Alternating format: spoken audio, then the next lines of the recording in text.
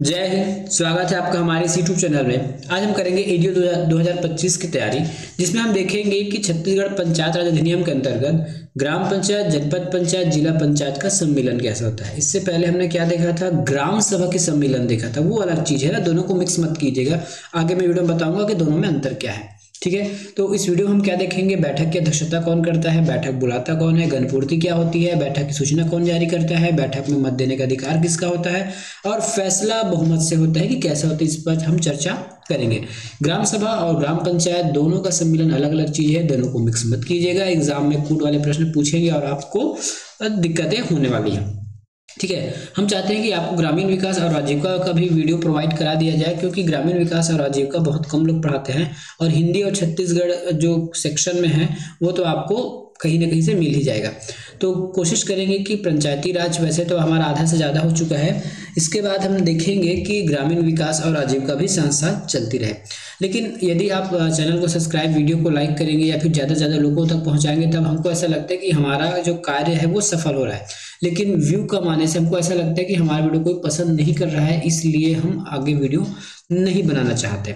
ठीक है, तो यदि आप चाहते हो कि अधिक से अधिक आपको फ्री में कंटेंट मिले और जो आर्थिक सर्वेक्षण 2025 24-25 आ चुका है वो अपडेटेड न्यूज़ के साथ आपको पढ़ाया जाए, तो जरूर चैनल को सब्सक्राइब कीजिएगा और अपने दोस्तों को शेयर कीजिएगा। स्टार्ट करते हैं आज का क्लास।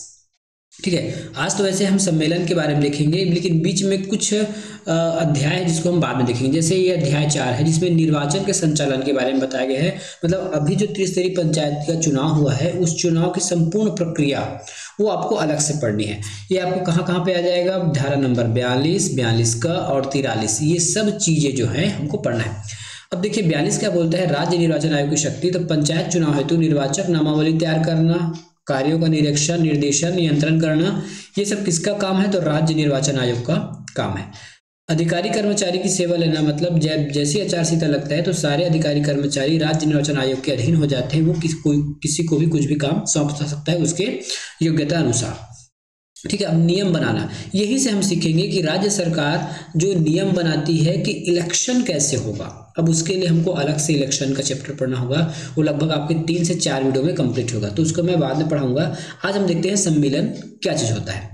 ठीक है, छत्तीसगढ़ पंचायत सम्मेलन की प्रक्रिया का कामकाज संचालन पूछ दिया गया एग्जाम में, तो याद रखिएगा इस नियम का नाम क्या है, छत्तीसगढ़ पंचायत सम्मेलन की प्रक्रिया तथा कामकाज संचालन नियम 1994। अब दोनों में आपको कंफ्यूजन हो सकता है कि तो फिर पंचायती राज क्या है। देखिए पंचायती राज एक एक्ट है जिसमें कुछ चीजें जो है ना शॉर्ट में लिखी गई है। अब उसी शॉर्ट चीजों के लिए अलग से 3-4 पेज का एक नियम बना दिया गया है एकदम डिटेल में। उसको कहा जाता है छत्तीसगढ़ पंचायत सम्मेलन की प्रक्रिया तथा कामकाज संचालन के नियम। ये हम पढ़ रहे हैं धारा 44 के अंतर्गत। किसके अंतर्गत, धारा 44 के अंतर्गत हम इसको पढ़ रहे हैं, याद रखिएगा। हम आज केवल धारा 44 करेंगे। सम्मेलन का बुलाया जाना, अब देखिए जो सम्मेलन है उसको बुलाता कौन है। ठीक है, तो सरपंच बुला सकता है ना, ये सरपंच या जो अध्यक्षता करने वाला है वो सम्मेलन बुलाएगा। मेनली सम्मेलन कौन बुला सकता है, तो ये सरपंच बना सकता है। यदि सरपंच नहीं है तो उप सरपंच भी बुला सकता है। ठीक है, उप सरपंच भी बुला सकता है, और उप सरपंच भी अगर नहीं बुलाता है तो जो ग्राम पंचायत का जो सचिव है या फिर जो जिला पंचायत के सीईओ है वो बुलाएंगे। ठीक है, और ये तो हो गए हमारे ग्राम पंचायत के मामले में। यहाँ थोड़ा देख लेते हैं, है ना। ग्राम पंचायत के मामले में मतलब जीपी के मामले में कौन बुलाएगा, तो ये तो बुला सकता है सरपंच। यदि सरपंच किन्हीं कारणों से नहीं बुला सकता है तो अगला दायित्व है बैठक बुलाने का उप सरपंच का। जो सरपंच है वो बैठक बुलाएंगे। ठीक है, तीसरा दायित्व है सचिव का। सचिव, मान लेते हैं कोई सरपंच या उप सरपंच बैठक नहीं बुलाता है तो पिछले बैठक से 25 दिन बाद, मतलब पिछला महीना जो बैठक होगा उसके 25 दिन बाद सचिव जो है स्वयं बैठक बुला सकता है। अब हम देखते हैं जनपद पंचायत के केस में क्या होगा। तो जनपद पंचायत के केस में बुलाएगा आपका अध्यक्ष नहीं बुला सकता है तो उपाध्यक्ष बुलाएगा। ठीक है, और उपाध्यक्ष भी अगर नहीं बुलाता है तो जनपद पंचायत का जो सीईओ होगा, है ना, मुख्य कार्यपालन अधिकारी, वो बुलाएगा। और सेम कंडीशन आपके जिला पंचायत के लिए भी है। कौन बुलाएगा पहले, ये बुलाएगा अध्यक्ष। ठीक है, अध्यक्ष के बाद बुला सकता है उपाध्यक्ष। उपाध्यक्ष बुलाएगा, ठीक है। और उपाध्यक्ष भी नहीं बुलाया जाए, अगर नहीं बुला पाता है किन्हीं कारणों से, तो पिछले बैठक से 25 दिन के अंतराल में जिला पंचायत का जो सीईओ होता है वो बुला सकता है, ठीक है। सम्मेलन बुलाने की एक प्रक्रिया हो गई। तो यदि ये सम्मेलन बुलाते हैं तो तारीख, समय, स्थान सब नियत कर देते हैं, ठीक है। ग्राम पंचायत के मामले में सरपंच बुलाएगा, सरपंच किन्हीं कारण से नहीं बुलाता है तो उप सरपंच बुलाएगा, उप सरपंच भी अगर नहीं बुला पाता है तो सचिव बुलाएगा। उसी प्रकार से हम जनपद और जिला के लिए, बस कंडीशन ये है, यदि आपको कोड भाषा में पूछ दिया गया तो सरपंच और सचिव कब बुला सकते हैं, तो पिछले बैठक के पिछला जो बैठक होगा उसके 25 दिन बाद यदि सरपंच या उप सरपंच, अध्यक्ष, उपाध्यक्ष नहीं बुलाते हैं तो सचिव या फिर सीईओ जनपद पंचायत, जिला पंचायत जो बैठक संबंधित अपने पंचायत में बुला सकता है, ठीक है। अभी एक और कंडीशन आ गई कि कौन बुलाएगा, उस पर यहाँ पर चर्चा करेंगे, ठीक है। तो ये हो गया हमारा सम्मेलन की प्रक्रिया। चलिए, हाँ, यहाँ पे बस एक बात में आपको नोट करना है, यदि कोई जैसे अभी चुनाव हुआ ना, आम चुनाव के बाद ऐसा प्रश्न बन सकता है, आम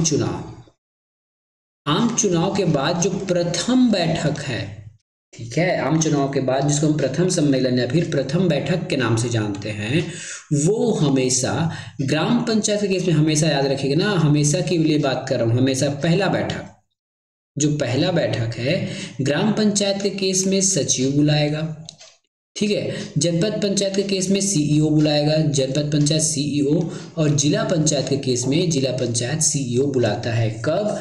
प्रथम बैठक को, जब भी आम चुनाव होगा और प्रथम बैठक होगा, सभी बॉडीज का अध्यक्ष, उपाध्यक्ष, सरपंच, सदस्य, ये सबके संबंधित पंचायतों में, तो जो पहला बैठक है जब भी, तो पहला बैठक को ग्राम पंचायत के केस में सचिव बुलाएगा, जनपद के केस में सीईओ, और जनपद के जिला पंचायत में भी सीईओ बुलाएगा। बाकी उसके बाद का जो बैठक है वो कार्य हो जाएगा सरपंच का, उप सरपंच का, अध्यक्ष का और उपाध्यक्ष का। बस इतना याद रखिएगा, क्वेश्चन आपको फंसाएगा तो यहीं से फंसाएगा। चलिए, अब सूचना कौन जारी करेगा, ठीक है। तो यहाँ पे हमने देखा था कि सरपंच, उप सरपंच, अध्यक्ष, उपाध्यक्ष तो बुला सकता है, लेकिन इसकी सूचना कौन जारी करेगा, तो इसकी सूचना जो है वो सीईओ या ग्राम पंचायत के केस में जो सचिव है वो 7 दिन के भीतर क्या जारी करेगा, सूचना जारी करेगा बैठक की, ठीक है। और कोई विशेष सम्मेलन हो गया तो 3 दिन पहले संबंधित अध्यक्षों को, पंचों को सूचना देना जरूरी है। अध्यक्ष हो गया, सदस्य हो गया, या उस पंचायत की जो इतने भी मेंबर्स हैं उन सबको सूचना देना है। तो यहाँ एक बार प्रश्न पूछा था कि बैठक बुलाता कौन है, तो बैठक बुलाने का काम सरपंच, अध्यक्ष, उपाध्यक्ष का है। मेनली आपके ऑप्शन रहते हैं सरपंच और उप सरपंच। यदि ये नहीं रहेंगे तब अन्य केस आपको लगाना है ना। तो सम्मेलन बुलाता कौन है, सरपंच और अध्यक्ष। लेकिन उस सम्मेलन की सूचना जारी कौन करता है, क्योंकि सरकारी कर्मचारी कौन है, सीईओ और सचिव, तो यही लोग सूचना जारी करते हैं। कब कब? यदि सामान्य बैठक है तो 7 दिन पहले उनको सूचित करना पड़ेगा कि इस दिन बैठक है, और विशेष परिस्थिति है तो 3 दिन पहले सूचना देके बैठक बुलाया जा सकता है।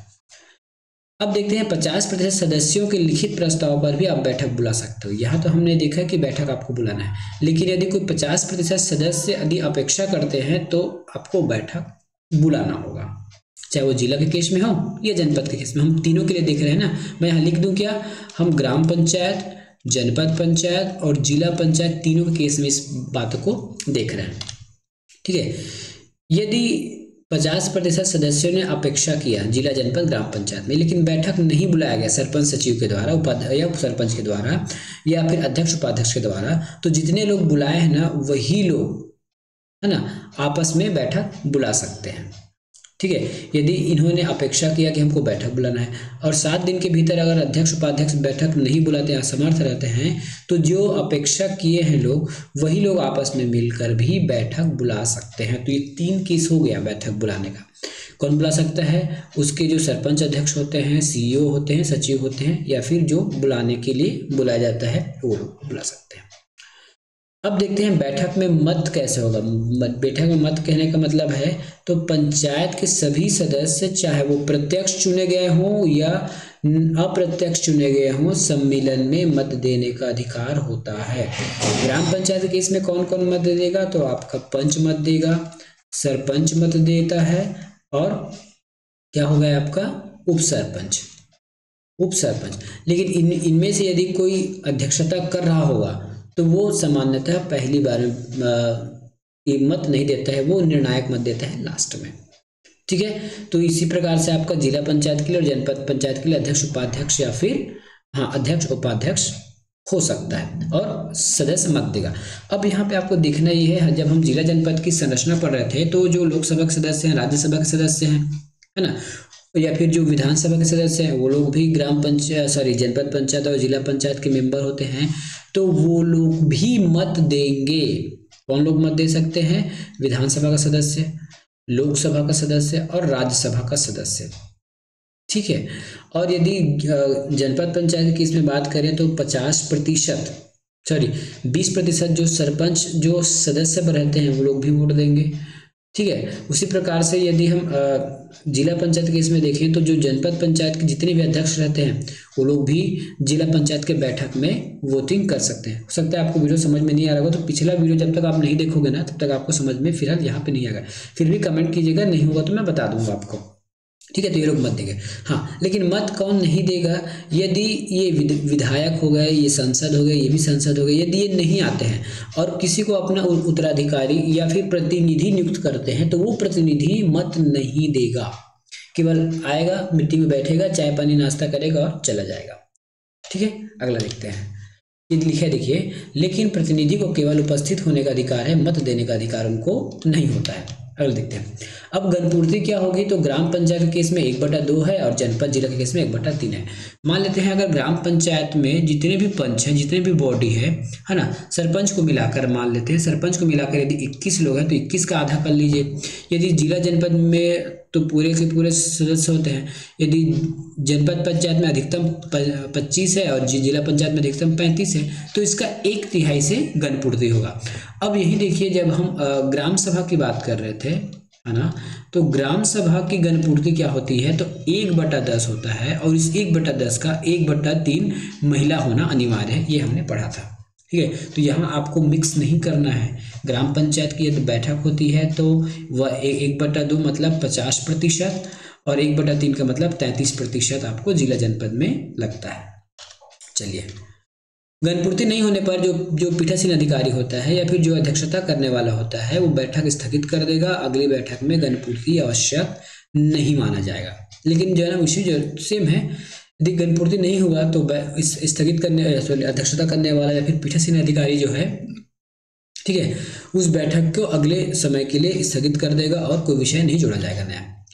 बैठक जो प्रत्येक माह में एक बार मुख्यालय में होगी, चाहे वो जिला पंचायत के केस में, जनपद पंचायत या ग्राम पंचायत, प्रत्येक बार मुख्यालय में होगी। मुख्यालय कहने का मतलब है जिला के मुख्यालय में, जनपद के मुख्यालय में और ग्राम पंचायत के मुख्यालय में।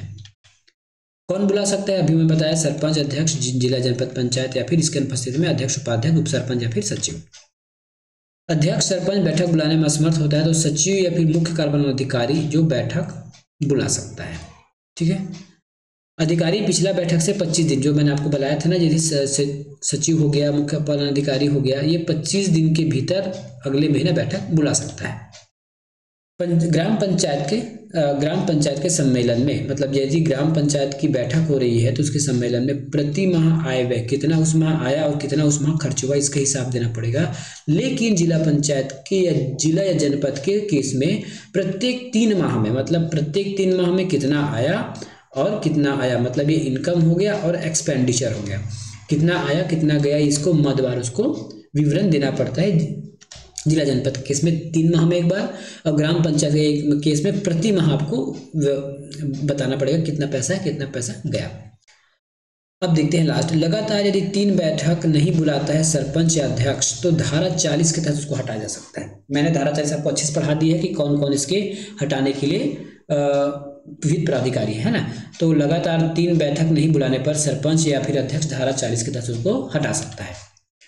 अगला देखते हैं, अध्यक्षता। हाँ, सरपंच अध्यक्षता कर सकता है, उप सरपंच कर सकता है या फिर इन तीनों की उपस्थिति में सरपंच, उप सरपंच, ग्राम पंचायत केस में अध्यक्ष, उपाध्यक्ष, जिला जनपद के केस में यदि ये लोग नहीं रहते हैं तो उसमें से आपस में से किसी एक को चुन लिया जाएगा, ठीक है। यदि सरपंच, उप सरपंच, ग्राम पंचायत केस में नहीं है तो आपस में किसी एक पंच को बनाया जाएगा, ठीक है।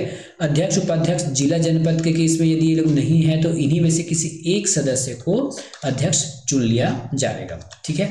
आगे देखते हैं, बैठक का फैसला कैसे होगा? तो इसमें बैठक का फैसला आपको मत बराबर मत से होता है, आपको मत देना पड़ेगा हाथ उठाकर, ठीक है। इसमें लिखित में किसी प्रकार के आपको मत नहीं देना है, लेकिन हाथ उठाकर कि हम इसके साइड में कि कोई फैसले के साइड में है या फिर कोई प्रस्ताव के साइड में है, वैसे टाइप का बहुमत होता है ना। लेकिन यदि बहुमत बराबर हो जाता है तो जो अध्यक्षता करने वाला व्यक्ति है वो इस निर्णायक मत देता है। कहने का मतलब है इनको 2 मत जारी नहीं किया जाता। मान लेते हैं कि ये ग्राम पंचायत का बैठक है और ये सरपंच के द्वारा अध्यक्षता किया जा रहा है और इसके नीचे सारे पंच लोग बैठे हैं। ठीक है, ये सारे मान लेते हैं यहाँ पे 15 पंच है और एक सरपंच है, तो टोटल 16 हो गया। ठीक है, यदि प्रस्ताव के केस में, यदि इसको ड्रा कैसे करें, इसको 16 कर देता हूँ, ये 16 हो गया। ठीक है, 16 हो गया। तो 8 लोग प्रस्ताव के पक्ष में और 8 लोग प्रस्ताव के पक्ष में नहीं है। तो स्टार्टिंग में क्या होता है कि सरपंच वोट नहीं देता, लेकिन अब ये मैच ड्रा हो गया तो सरपंच अपना मत जिस ओर देगा वो जीत जाएगा, है ना। ये पहला कंडीशन हो सकता है। दूसरा कंडीशन क्या हो सकता था कि 10 लोग प्रस्ताव के पक्ष में हैं और 6 लोग प्रस्ताव के पक्ष में नहीं है, तो ये तो प्रस्ताव पास हो गया। तो यहाँ पे सरपंच को या फिर जो अध्यक्षता करने वाला व्यक्ति है उसको मत देने की आवश्यकता ही नहीं पड़ा, ऐसा आप मानिए। मतलब वो दोबारा डबल मत नहीं देता है, उसका मत तभी यूज होगा जब मैच ड्रा हो जाएगा। ठीक है, सम्मेलन की कार्य सूची, मतलब जो भी वहाँ पे लिखा पढ़ी होगा, जो भी बनाया जाएगा, है ना, तो उसका कार्य सूची मतलब उसकी कार्यवाही विवरण लिखी जाएगी। जिला जनपद के मामले में CEO और ग्राम पंचायत के मामले में सचिव के द्वारा ये सब चीजें तैयार किया जाता है। सभापति अपनी समझ से किसी भी व्यक्ति को मतदान करने से रोक सकता है, बैठक स्थगित कर सकता है और बैठक से बाहर भेज सकता है। मतलब जो इस दिन अध्यक्षता कर रहा है उसको ऐसा लगे कि कोई मत देने के लिए योग्य नहीं है या फिर वो बहुत चिल्लम चिल्ली कर रहा है तो उसको बाहर भेजा जा सकता है। उस पर जो बैठक की अध्यक्षता करता है उसके पास फुल पावर होती है। जो पदधारी किसी प्रस्ताव के धन हित रखता है वह मत देने के लिए अर्ह नहीं होगा। जो पदधारी किसी प्रस्ताव में धनहित रखता है तो वह मत देने के लिए अर्ह, मतलब कोई भी पंचायतों में यदि कोई प्रस्ताव पारित हो रहा है, यदि उस प्रस्ताव से किसी व्यक्ति मतलब पंच को, सरपंच को, अध्यक्ष या सदस्य को कुछ लाभ होता दिख रहा होगा, है ना, तो वो मत नहीं देगा। ठीक है, उसके बाद होता है कार्य, मतलब वही है उपस्थित पदधारियों का नाम, अधिकारियों का नाम, प्रस्ताव, ये सब चीज को एक रजिस्टर में लिखा जाता है। ठीक है, अध्यक्षता करने वाला जिस पर हस्ताक्षर करेगा और इसको हिंदी देवनागरी लिपि में लिखना होता है, कार्यवाही उच्च कार्यालय को भेज जाती है। तो ये हो गया हमारा क्या आज का सम्मेलन की प्रक्रिया। तो ये ग्राम पंचायत के बारे में देखा था, यहाँ से प्रश्न पूछता ही है। ठीक है, तो कोशिश कीजिएगा कि आपसे प्रश्न बन जाए। अगला है कि बैठक के बाद प्रत्येक 10 दिन के भीतर एक एक प्रति हमको उच्च कार्यालय में भेजना होता है और 15 दिन के प्रति, मतलब बैठक की एक एक प्रति जितने भी सदस्य होंगे, जितने भी सरपंच होंगे, अध्यक्ष होंगे, उन सबको एक एक प्रति देना भी है कि आज का ये कार्यवाही विवरण था, आज हमने ये कार्य किया, ये इतना कार्य प्रस्तावित हुआ और इसका जितना भी है सिग्नेचर से उसको भेजा जाता है। और 15 दिन के भीतर उच्च कार्यालय, उप संचालक पंचायत, उप संचालक पंचायत या फिर मुख्य पालन अधिकारी जिला जनपद को भेजा जाता है। ठीक है, अब अगला देखते हैं धारा 45, पंचायत द्वारा अंतिम रूप से निपटाए गए विषयों को पुनर्विचार करना। तो 6 माह के भीतर नहीं लाया जाएगा। यदि हमने देखा है ना, अभी हमने देखा, ठीक है, कि पंचायत का सम्मेलन होता है, उस सम्मेलन में किसी बात को यदि खत्म कर दिया गया है ना, तो उसको 6 माह के भीतर वापस विचार में नहीं लाया जाएगा। अगला है तथा 3/4 के लिखित आवेदन देने पर विचार में लाया जाएगा। मतलब जितने भी अध्यक्ष हैं, सदस्य, यदि वो चाहते हैं कि उसमें और विचार किया जाए, उसमें और वोटिंग किया जाए, है ना, उसमें और विचार विमर्श किया जाए, तो 3/4 लोग यदि लिखित में देते हैं संबंधित पंचायत को तो उसको मान लिया जाएगा। या विहित प्राधिकारी के कहने पर उस बातों को विचार किया जाएगा। ग्राम पंचायत के लिए विहित प्राधिकारी उपखंड अधिकारी राजस्व है, जनपद के लिए कलेक्टर, अतिरिक्त कलेक्टर और जिला के लिए कलेक्टर हो गए। कहने का मतलब आपने जो एक मान लेते हैं कोई एक कार्य था, है ना, कोई एक कार्य था जिस पर आपने अनुमोदन करा दिया ग्राम पंचायत में, या अनुमोदन नहीं हो पाया, तो उस पर विचार कब तक, मतलब उसका विषय पूरा फाइनल हो गया ना, पूरा उसको निपटा दिया गया है। अब उस पर पुनर्विचार करना है तो ये पहले बात तो वो 6 माह के भीतर नहीं लाया जाएगा, 6 माह के बाद उस पर विचार किया जाएगा। दूसरा ये हो सकता है यदि 3/4 सदस्य लिखित में भी करे, बोले कि हमको विचार करना है तो ला सकते हैं। या फिर ग्राम पंचायत के मामले में उपखंड अधिकारी, जनपद के मामले में कलेक्टर, अतिरिक्त कलेक्टर या फिर जिला पंचायत के मामले में कलेक्टर यदि उस पर हस्तक्षेप करता है या फिर आदेश देता है कि संबंधित पंचायत उस पर चर्चा करे, तब कहीं जाकर उस पर चर्चा किया जाएगा। ठीक है, तो आज वीडियो यही समाप्त करते हैं, मिलेंगे नेक्स्ट वीडियो में। धन्यवाद।